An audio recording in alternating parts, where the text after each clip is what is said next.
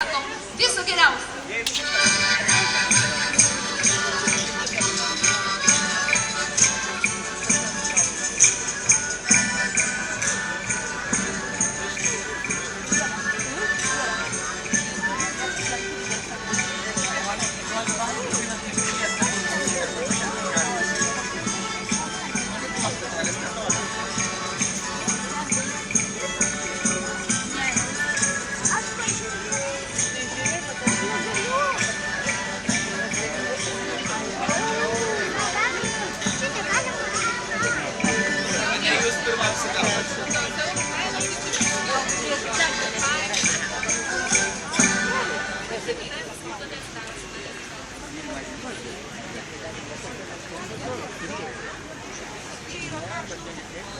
Dabar jūsų mikrofonas neveikia.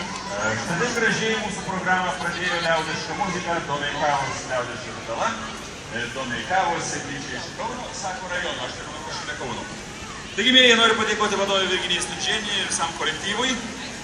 Ačiū Jums. Ir taip pat Rėsklitos kanumynai.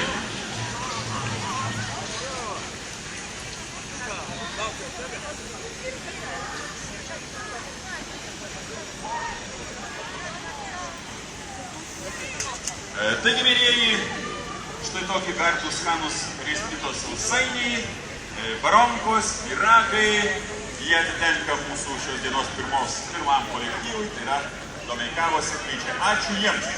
Kaip žinote, sekmadienis visada yra tokia šeimų diena. Kai susirinka tėveliai, vaikučiai šoka, tėveliai ploja. Ir pirmasis mūsų kolektyvas, kuris žengs mūsų sceną šios dienos, tai yra Kauno kultūros centrų tautos namai dainos ir šokio studija Vaidilutė. Vadovas Edmundas Alseika. Ponas Edmundai, kur jūs esat? Va, papojam žiūrovam, žiūrovai paploja vadovui. Ir taip pat dainavimo mokytoja Aušra Sendžikienė. Ponia Aušra, kur jūs esat? Va, labai malonu, šauni studija. Taigi kviečiame į sceną, tuoj mes čia nurankėsim visus mikrofonus, patrauksim juos į šoną, bus galima šokti ir dainuoti.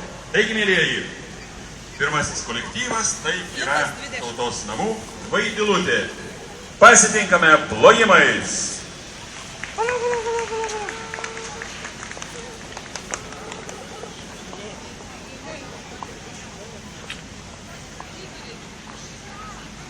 Na kągi, man belieka priminti, kad mūsų šios šventės rėmėjai ir globėjai yra tikrai labai rimti ir atsakingi žmonės. Mūsų šventės globėjas miesto meras Andrius Kupčinskas, o pagrindinės rėmėjas yra Kauno miesto savivaldybė ir taip pat mus remia įvairiais būdais. Kažkas dovanoja štai tokių skanių skanėstų visokiausių, riestainių, sausainių ir viso kito, taip kaip ir riesplita, sakysim.